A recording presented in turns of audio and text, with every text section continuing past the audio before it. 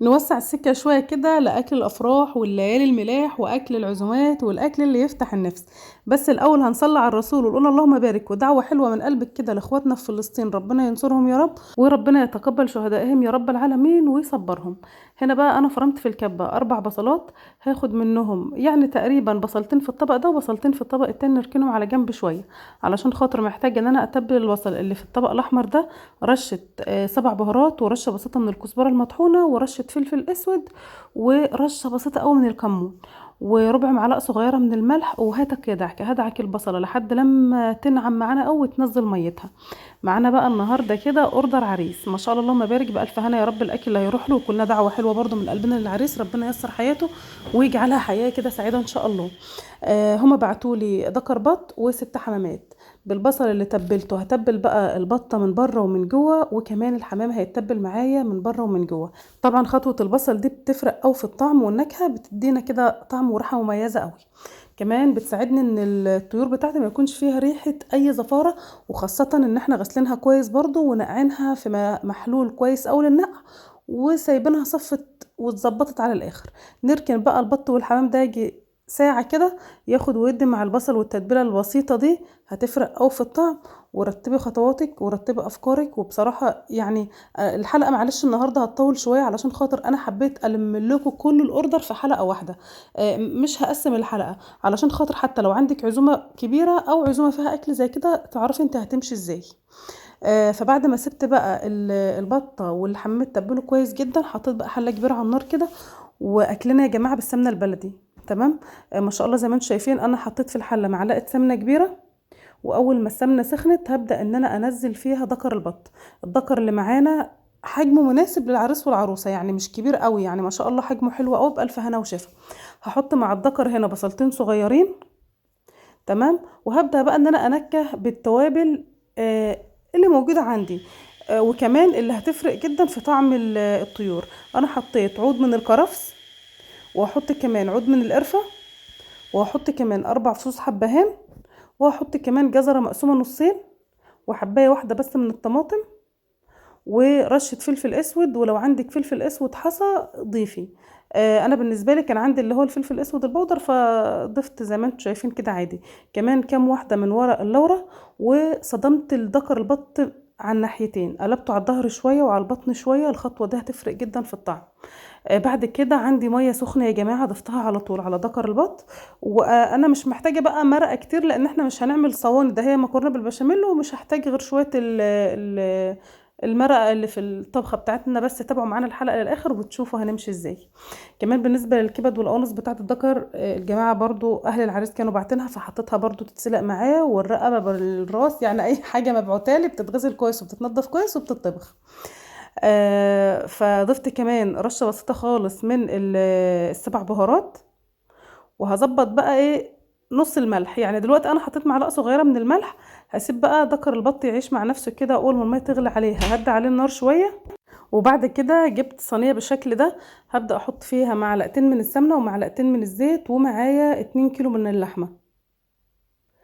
هصدم بقى اللحمه مع السمنه والزيت شغالين على نار عاليه، استنى بس ايه، يعني اللحمه عايزاها تغير لون قبل ما اضيف عليها اي حاجه، تتشوح وتتصدم كده شويه قبل ما اضيف عليها اي توابل او اي خضار بقى هضيفها على اللحمه. تمام. خلاص هنا بقى زي ما انتم شايفين لون اللحمه غير معانا. وفرمت على ال2 كيلو من اللحمه دول 5 بصلات كبار ما شاء الله، هضيفهم على طول عليها وهبدا ان انا اقلب.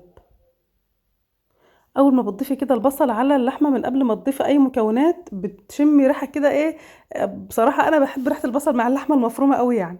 هقلب بقى اللحمه مع البصل ونبدا ان احنا ننكه اللحمه اللي معانا. حطيت برضو كده يعني معلقه صغيره من ال7 بهارات، هتغنيكي بقى ان انت تضيفي توابل كتير وبهارات كتير. ربع معلقه صغيره من الفلفل الاسود، وكمان هضيف رشه بسيطه من الكزبره المطحونه. وعندي جزر مبشور هضيف تقريبا كده، يعني قولي مقدار جزرتين مبشورين على ال2 كيلو لحمه. بالنسبه للجزر ممكن تضيفيه وممكن لا، بس بصراحه انا بحب انكه اللحمه اللي بحطها في الصواني قوي. كمان معايا واحد فلفل احمر، ده حامي شويه بس مش هيبان في الاكل، لانه ما شاء الله الكميه اللحمه كويسه وانا مستخدمه واحد بس، فمش هيبان قوي باذن الله. بعد كده معايا واحد برضو فلفل اخضر، قطعته بقى بالشكل ده. خلاص. انا قلت بقى اضيف كل المكونات اللي انا هضيفها مره واحده علشان خاطر ايه التقليبه تكون تقليبه واحده. نقلب بقى ونظبط كده اللحمه بتاعتنا على نار عاليه شغالين زي ما انتم شايفين علشان خاطر بس الميه اللي نزلتها دي تشربها على طول بسرعه. نظبط بقى الملح على حسب ما بنحب. انا حطيت هنا تقريبا معلقه صغيره مليانه. تمام. وهقلب بقى، وهنقل بقى اللحمه دي على نار على عين ورا شويه علشان خاطر بقى نكمل باقي الخطوات بتاعتنا.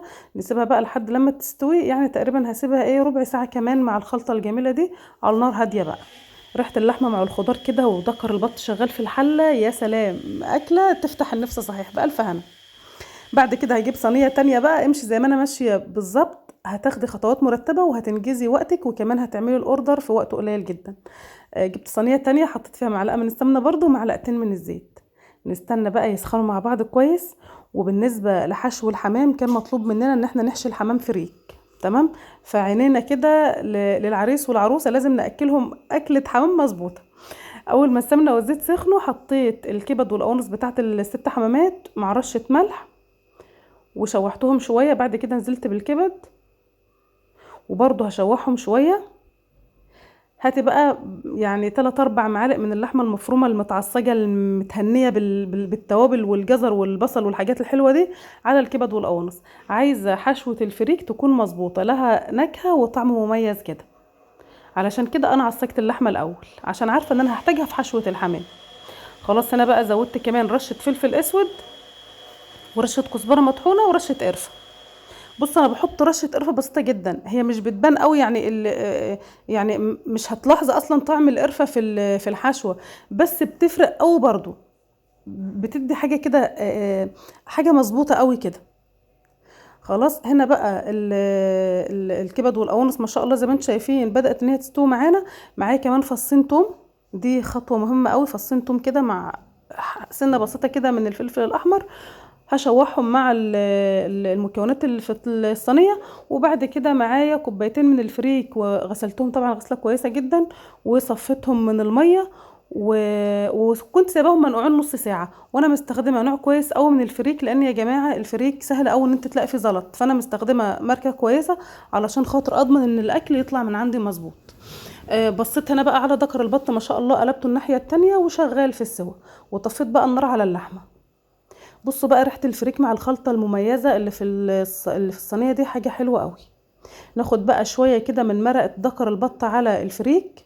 بصوا انا هغطي على فكره الفريك بالمرقه، انا هغطي الفريك بالمرقه عايزاه يستوي 3 ارباع سوا. الفريك بياخد وقت شويه سوا عن الرز. يعني لو انا هعمل الحمام محشي رز يا دوب بس هحط شويه ميه صغيرين للرز يشربهم.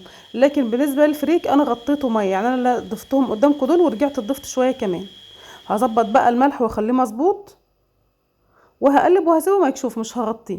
هستنى بس يتشرب كده كميه المرقه اللي انا ضفتها له. تخيلي بقى طعم الحشوه دي لما تكون حشوه كده فيها لحمه مفرومه وكبد وقوانص وكمان مسقيه بشوربه. وكمان لا مش اي حاجه، ده فريك يعني من الاخر حاجه كده تحفه. كمان فاكرين بقى البصلتين اللي احنا ركناهم على جنب؟ حطيت عليهم رشه فلفل اسود ورشه 7 بهارات ورشه ملح ودعكتهم بايديا كده. وعلى طول هنزلهم على الفريك بعد ما سبته طبعا هدي شويه، يعني علشان خاطر نعرف بقى نحشي الحمام. بصوا الريحه يا جماعه تحفه. وقولوا رايكم طبعا في الكومنتات تحت، رايكم مهم جدا جدا طبعا بالنسبه لي. ربنا يفرحكم يا رب، وشكرا على كل كومنت حلو بتكتبوه لي، بجد ربنا يجبر بخاطركم ويفرحكم يا رب. هنا بقى الحمام شلت من عليه بقى التتبيله اللي هي البصل دي من بره ومن جوه، وهبدا بقى ان انا احشيه وهقفله كويس. احشي بقى براحتك، يعني انا مليت الحمامه من جوه على الاخر بالفريك، وهبدا بقى ان انا احشي بين الجلد وبين العظم، بس ما تكبسهوش يعني معلش ما تكبسهوش فريك قوي علشان خاطر ما يفرقعش. فهنا بقى ببدا ان انا يعني اوزع الحشوه كويس جوه الحمامه، وبقلب الراس في الرقبه بالشكل ده، وبقلب الجناحين ورا الظهر، وبتكون معاكي الحمامه ممتازه. بصوا يا جماعه بالنسبه للحمام اللي انا مستخدماه النهارده ده حمام بلدي. الحمام البلدي بيكون حجمه صغير شويه بس طعمه بيكون مسكر وزي الفل، يعني طعمه احسن من اي نوع حمام تاني في الاكل. خلاص بقى هبدا ان انا اقفل عليه كويس بقى. خلاص. وهقفل عليه برضو من عند الاجنحه واحشي بقى كل الكميه اللي عندي بنفس الطريقه. هما 6 حمامات مش كتير. خلاص كده الدنيا حلوه قوي. تعالوا بقى نبص كده على ذكر البط. هنا بقى في المرحله دي انا هظبط بقى الملح بتاع المرقه وهبدأ ان انا اضيف الحمام مع دكر البط. ايه ده، انت هتسوي الاتنين في حلة واحدة؟ ايوه هسوي الاتنين في حلة واحدة وهيطلعوا زي الفل. دكر البط ده هعمل له تتبيلة كده هتدخل في النافوخ. بس لما يكمل سوا هظبط بس الحمام مع دكر البط بالشكل ده. ده على فكرة دكر البط ما بقولوش كتير ويستوي، يعني ما شاء الله زي ما انتوا واخدين بالكم كده عند الجناح بدأ كده ايه اللحم يظهر معانا. هعلي النار شويه، انا كنت مهديه النار شويه على البط فهرجع اعليها شويه، واول ما تغلي هرجع اهدي عليها تاني علشان خاطر الحمام مع البط بقى يكملوا سوا ويستووا كده ايه على نار هاديه، وتكون الدنيا تمام ومظبوطه معانا. خلاص نغطي عليهم وتعالوا نشوف هنعمل ايه كمان بقى. يعني ما شاء الله زي ما انتم شايفين كده الدنيا ماشيه معانا زي الفل. وكانت قرفه الاكل ده يا جماعه والله يا رب بالف هنا، حلوه قوي بالف هنا وشفا يا رب للي اكله. تعالوا بقى هنا كده نشوف دكر البط ما شاء الله استوى على فكرة وبقى زي الفل. هقلب بس الحمام على الناحية التانية. بصوا بقى يا سيدي بقى على الجمال والروايح الجميلة يا سيدي صحيح. نخرج بس دكر البط بقى ونسيبه. بصوا ما شاء الله طروا بقى زي الفل، حلو قوي قوي يعني. اغطي على الحمام بقى واسيبه يكمل سوا زي ما قلت لكم. وزي ما انتم شايفين يا دوب بس الحله بتنمل كده من بعض الجوانب، ومن وقت للتاني بقلب الحمام من ناحيه شويه وناحيه شويه علشان خاطر بقى ايه اتاكد ان هو كله يستوي سوا مظبوط. بس بقى حصل حاجه كده وانا بسوي الحمام، كان في حمامه صغننه كده ما شاء الله، دي الوحيده اللي ايه يعني ما استحملتش معانا السوا فخرجت من جنابها. المهم هنسيبه بقى يكمل. وبعد كده حطيت طبق كبير او حله كبيره فيها كميه كويسه قوي من الميه علشان خاطر هنسلق 5 اكياس مكرونه. هنسلقهم بقى يعني هسيبهم كده على النار 7 دقايق في الميه، ميه بملح بس ولا زيت بقى ولا اي حاجه خالص. وهقلب المكرونه من وقت للتاني علشان خاطر بقى تستوي كويس. هنا كان الحمام ما شاء الله خلاص بدأ ان هو يدخل في السوا او دخل في السوا اصلا، وخرجت اللي انا قلت لكم عليها اللي هي بطنها اتفتحت دي. طبعا الحمام ده تقريبا مش نفس العمر يعني، لان واحده استوت وواحده لسه ما استوتش مش عارفه ايه فخرج معايا واحده بعد التانية، ما خرجش كله مره واحده. تمام. بعد ما الحمام استوى صفيت الشوربه وغسلت الحله. وفي نفس الحله بقى اللي كان فيها الحمام، انا مش عايزه كركبه موعين يا جماعه بصراحه، فحطيت كميه حلوه قوي من السمنه ومن الزيت، وحطيت كيلو الا ربع من الدقيق وحمصته كده الدقيق في السمنه والزيت. وما شاء الله كان مبعوت لنا مع الاكل دوت يعني لتر حليب لوحده وازازه حليب كمان اللي هي فيها 2 لتر او 2 لتر 2 لتر. حطيت الحليب كله مره واحده. وهبدا بقى ان انا بصراحه بالهاند بلندر كده اسهل واسرع. قلبت كده الدقيق مع الحليب لحد لما ما شاء الله البشاميل بتاعنا بقى داي يعني سايح كده ما فيهوش اي كتل ولا كلاكيع. وكمان ضفت عليه مرقه. تعالوا بقى اما اقول لكم تبلت بايه: فلفل اسود، رشه جوز الطيب، كزبره مطحونه، وظبطت الملح بقى على حسب ما بحب، وهو مكعب واحد من المرق. تمام. بصوا بقى البشاميل اللي بدأ يربط معانا وزي الفل. كمية المرق اللي كانت قدامكم في الحلة مع الحمام ومع البط ضفتها كلها على البشاميل بالشكل ده. ومش هستكفى بكده، كان عندي شوية جبنة موتزاريلا بس متجمدة هي شوية، فرقت منها ايه يعني تقريبا كوباية وحطيتها كمان على صوص البشاميل. والمكرونة طبعا كانت اتسلقت وصفتها من المية وما شطفتهاش. هحط عليها بقى كمية كويسة من البشاميل واقلب. بصوا يا جماعه والله العظيم الشغل بتاع الاوردرات ده يعني هو الواحد بيكون متوتر شويه وقلقان شويه علشان خاطر عايز ياكل يبعت الاكل في نفس الميعاد اللي متفقين عليه. خايفه بقى نور يقطع، خايفه بقى غاز يفصل، خايفه مش عارفه ايه، فده بيكون كله توتر يعني. فالحمد لله ربنا بعدها سلام والله. المهم ولعت بقى البوتاجاز الفرن وسبته بقى يسخن كويس جدا. وكمان ما شاء الله عشان بس ما حدش يستغرب يعني العريس من المنطقه اللي انا فيها. فمامة العريس جابت لي صواني جديده اللي هي صواني العروسه، هعمل لهم فيها الاكل علشان خاطر بقى ايه ما ننقلش من طبق لطبق او استخدم بقى اللي هي الصواني الحراريه. فعادي ما فيش مشكله، خاصه ان هم اصلا كده كده برضو اللي بيجوا يستلموا الاوردر من عندي. تمام. فانا جبت الصينيه حطيت طبقه خفيفه قوي من البشاميل تحت وطبقه مكرونه كويسه، وحطيت طبقه حلوه قوي قوي من الحشو زي ما انتم شايفين الحشوه ماليه الصينيه. وبعد كده حطيت رشه بسيطه من البشاميل فوق اللحمه علشان خاطر بس تمسك حلوه قوي مع المكرونه. وهحط طبقه مكرونه على الوش وهظبطها بقى بايديا. تمام. وهغطي بقى المكرونه بصوص البشاميل وعلى فكرة كمان انا ضفت 2 بيضة، بس دي ما ظهرتش قدامكم في التصوير. جبت بيضتين وضربتهم كده برشة فلفل اسود وضفتهم على البشاميل، قلبتهم بقى كويس جدا. خلاص بقى هنا الصينيه اتغطت بالبشاميل زي ما انتم شايفين، وهزتها هزتين كده علشان خاطر لو في بشاميل يعني هينزل في المكرونه اعرف نفسي انا بعمل ايه. واحط الصينيتين بقى في الفرن يا جماعه على الرف اللي اقرب رف للصاجه من تحت. وعلى ما تكون بقى المكرونه استوت هكون جهزت الحمام للتحمير، وكمان جهزت دكر البط.